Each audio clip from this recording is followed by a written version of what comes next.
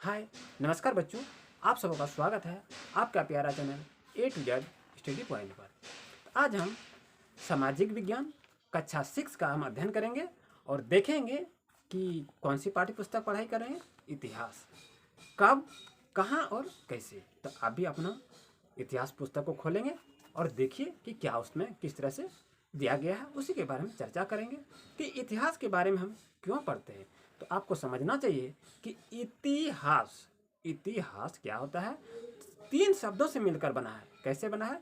इति जोड़ ह जोड़ आस, क्या हो गया? इतिहास। तो देखते हैं कि अतीत की कहानी है इतिहास। इतिहास क्या है? अतीत की कहानी है इतिहास। इतिहास क्या होता है? बीती हुई कहानी को जिस पुस्तक के सहारे हम अध्ययन करते हैं उसे ही हम क्या कहते हैं? इतिहास कहते हैं।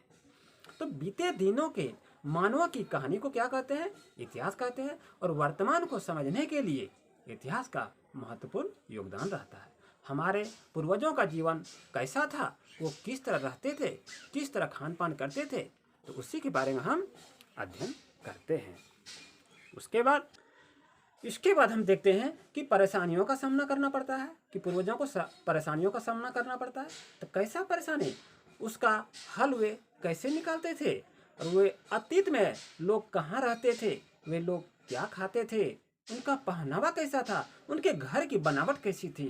तो उस समय शासक के अतिरिक्त कौन रहते थे? व्यापारी रहते थे, कारीगर रहते थे और किसान भी रहते थे। उसके बाद पुरोहित भी होते हैं और मजदूर क्या होते? सभी समाज के महत्वपूर्ण अंग होते थे। किसान नहीं रहे, कारीगर नहीं रहे, तो वो समाज का चलाना बहुत मुश्किल हो जाता था। तो वो कहते हैं कि उनके विषय में जाने बिना हम उस समाज को सही ढंग से नहीं समझ सकते हैं। इसलिए इतिहास अब समाज के केवल क्या कहता है? उच्च वर्गों का ही नहीं बल्कि निम्न वर्गों के, निचले स्तर के लोगों के कार्यों और रुचियों को भी जानने का प्रयास करता है कि उस समय आदमी किस तरह थे, उसका रुचि क्या था, उनका भोजन क्या था, वो खाना किस तरह खाते थे। तो उसके बारे में भी हमको जानकारी कहाँ से मिलता है? इतिहास से ही जानकारी मिलती है। वास्तव में कहता है कि पहले इतिहास में ज़्यादातर लोग क्या होते थे? तारीखों को जानते थे, घटनाओं को, विशेषकर राजनीतिक घटनाओं की भरमार रहती थी। यानी घटना घटते रहता था। तो घटना जब घटते रहता था तो उसकी जानकारी हम कहाँ रखते थे? तो इतिहास में लिख कर रखते थे। कहाँ पर? पत्थर में खुदाई करके रखा जाता था। उसके बाद क्या कहता है? वास्तव में कहता है पहले इतिहास में ज़्यादा तारीखों, घटनाओं होती थी। तो इससे हमें क्या मालूम होता है कि अब इतिहास में जीवन से जुड़े विभिन्न पहलुओं का अध्ययन भी किया जाता है। इतिहास के जानकार को क्या कहते हैं? इतिहासकार कहते हैं। यानी जो इतिहास की अधिक जानकारी रखता हो उसे क्या कहते हैं? इतिहासकार कहते हैं। कहता है क्यों आवश्यक है इतिहास का ज्ञान। हम इतिहास का ज्ञान क्यों आवश्यक है, इतिहास हम क्यों पढ़ेंगे? तो कहता है कि धरती पर मानव जीवन का अस्तित्व कई लाख वर्ष से है, यानी कई लाख वर्ष पहले से है। हम अपने वर्तमान का अध्ययन अतीत के ज्ञान के बिना नहीं कर सकते। तो हमें उसका ज्ञान अतीत की सहारा हमको लेना पड़ता है। अतीत की जानकारी नहीं लेंगे तो इतिहास के बारे में हम नहीं जान पाएंगे। तो कहता है इतिहास से सबक लेकर हम अपने क्या करते हैं? वर्तमान को बेहतर कर सकते हैं कि आखिर उस समय रहन सहन कैसा था, आयात निर्यात किस माध्यम से होता था। तो वो क्या कहते हैं? अतः इतिहास अतीत को समझने का प्रयास करता है। तो इतिहास में हम न सिर्फ अपने देश के बारे में पढ़ते हैं बल्कि दुनिया के अन्य देशों के बारे में भी हम पढ़ते हैं और उनकी संस्कृति से परिचित होते हैं कि उनका रहन सहन कैसा था, उसकी भाषा कैसी थी, उसकी चाल चलन कैसी थी, वो किस तरह के धर्म से जुड़े थे, किस तरह से वो पूजा पाठ करते थे, खाद्य पदार्थ क्या खाते थे। ऐसी ऐसी जानकारी की हमें उसमें देखने को मिलता है। उसके बाद कहता महान लोगों की जीवनी और उनकी शिक्षाओं को पढ़कर उनसे हम प्रेरणा प्राप्त करते हैं कि पुराने समय में जितने भी महापुरुष थे उससे हम ज्ञान अर्जित करते हैं कि आखिर उस समय उनका जीवन क्या था, किस तरह से था। अब कहता है कि लोग कहाँ रहते थे। इतिहास में लोग कहाँ रहते थे? इतिहास यानी अतीत के समय में लोग कहाँ रहते थे? आखिर वो जंगल में रहते थे, गुफा में रहते थे या कहाँ रहते थे? तो उसे तो घर नहीं था, जब घर नहीं था तो वो कहाँ रहते थे? जंगल में रहते थे। और उसके बाद वो क्या करते थे? कंदमूल को खाते थे। आप अपना इतिहास बुक को खोलेंगे, उसी के बारे में हम अध्ययन कर रहे हैं। तो उनके बाद हम उसका क्वेश्चन आंसर बनाएंगे।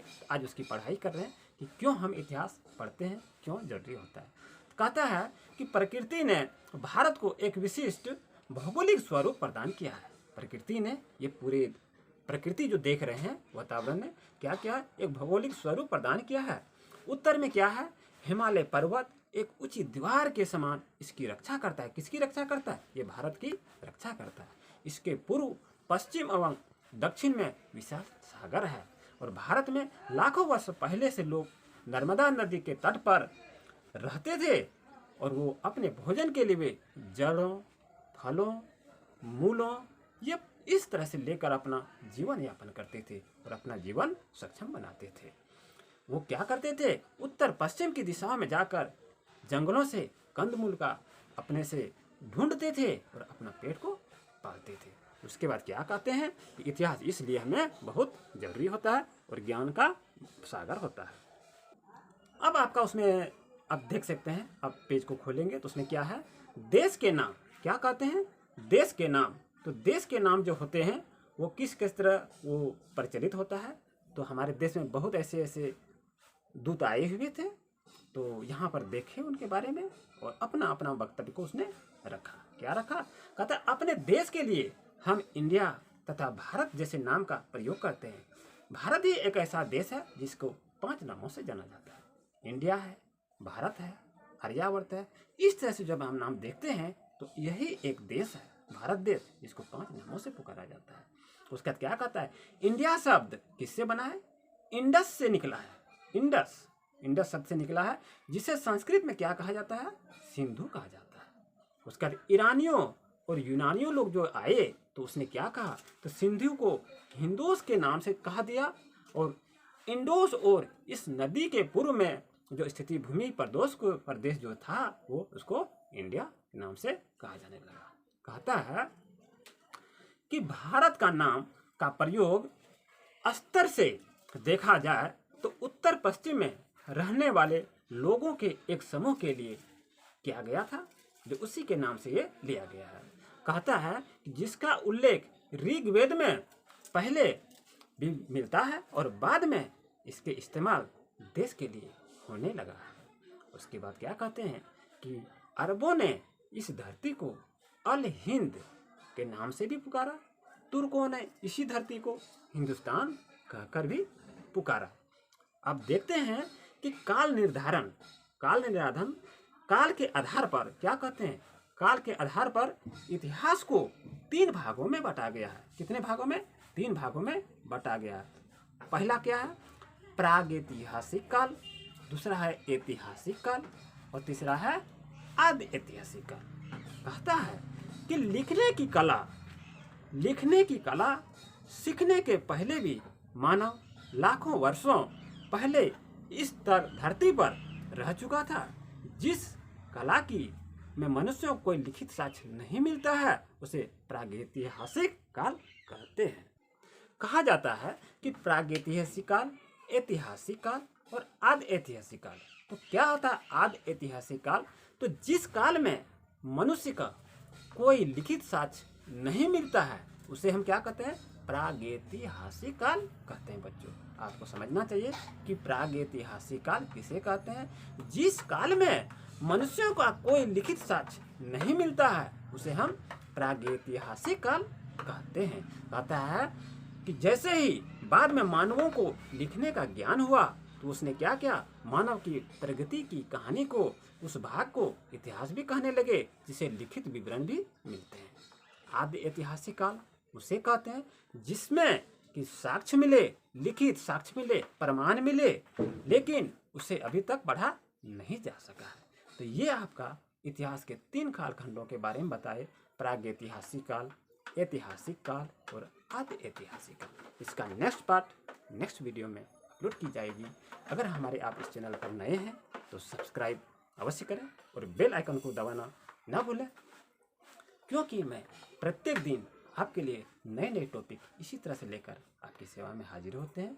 और अगर आप सुगम की पाठ्य पुस्तक अभी आपका पूरा नहीं हुआ है, कार्य पुस्तिका पूरा नहीं हुआ है, तो आप हमारे प्ले लिस्ट में जाइए और उसको बारी बारी से देखिए और उसका अध्ययन कीजिए। आज हम क्लास 6 का इतिहास पढ़ाएं, कल इसका नेक्स्ट पार्ट भी पढ़ाएंगे, उसके बाद इसका हम क्वेश्चन आंसर भी आपको करवाएंगे, प्रोवाइड करेंगे बहुत जल्दी। तो आप मेरे साथ बने रहिए। अगर आपके अगल बगल में कोई भी मित्र हैं, दोस्त हैं जो पढ़ नहीं पा रहे हैं, तो उसे भी ये वीडियो को शेयर कर दें कि वो भी समझेंगे। आज ये डिस्कस किए कि इतिहास हम क्यों पढ़ेंगे, इतिहास पढ़ना क्यों जरूरी है। तो इतिहास हम इसीलिए पढ़ते हैं जो कि पुराने अतीत लोग जो थे तो वो किस तरह उसका जीवन यापन था, किस तरह रहते थे, उसका लिखने का ढंग क्या था, रहने का ढंग क्या था, उसकी संस्कृति कैसी थी, उसकी व्यापार किस तरह था, उसी के बारे में हम अध्ययन करते हैं इतिहास से। इतिहास का क्या अर्थ होता है? बीती हुई कहानी को ही हम इतिहास कहते हैं। उसके बाद जो भी क्वेश्चन आंसर बचा हुआ है उसको हम नेक्स्ट पार्ट में अपडेट करेंगे। आज हम सोचे कि आपके साथ थोड़ा सा हम इतिहास के बारे में हम चर्चा करें। तो इतिहास की जानकारी जो अधिक रखता है उसे क्या कहते हैं? फर्स्ट क्वेश्चन है, ये परीक्षा में आपका आ सकता है। अगर आपको कहे कि जो इतिहास की जानकारी अधिक रखता हो उसे हम क्या कहते हैं, तो आपको याद रखना होगा उसे हम इतिहासकार कहते हैं। जो भूगोल की अधिक जानकारी रखता हो उसे क्या कहते हैं? आपका परीक्षा में क्वेश्चन आएगा तो क्या लिखेंगे? जो भूगोल की जानकारी अधिक रखता हो उसे क्या कहते हैं? उसे भूगोलवेत्ता कहते हैं। तो इस तरह से बच्चों आप क्वेश्चन को याद रखेंगे। आपको MCQ क्वेश्चन करवाएंगे तो उसमें आपको कंफ्यूज जो भी हो तो वो दूर हो जाएगा, और इसी तरह से बारी बारी से हम पढ़ते जाएंगे। जिस तरह इसमें एक क्वेश्चन ये भी था कि इतिहास को कितने कालखंडों में विभाजित किया गया, तो इतिहास को 3 कालखंडों में विभाजित किया गया था। इस तरह से आपको परीक्षा में क्वेश्चन पूछ सकता है, तो इसकी जानकारी आप रखेंगे। मेरे वीडियो को अंत तक देखें। आपको बहुत बहुत धन्यवाद। Thank you for watching. Video आपको अच्छा लगा तो लाइक करेंगे, कमेंट करेंगे, और अगर हमारे इस चैनल पर नए हैं तो सब्सक्राइब करना ना भूलें। बेस्ट।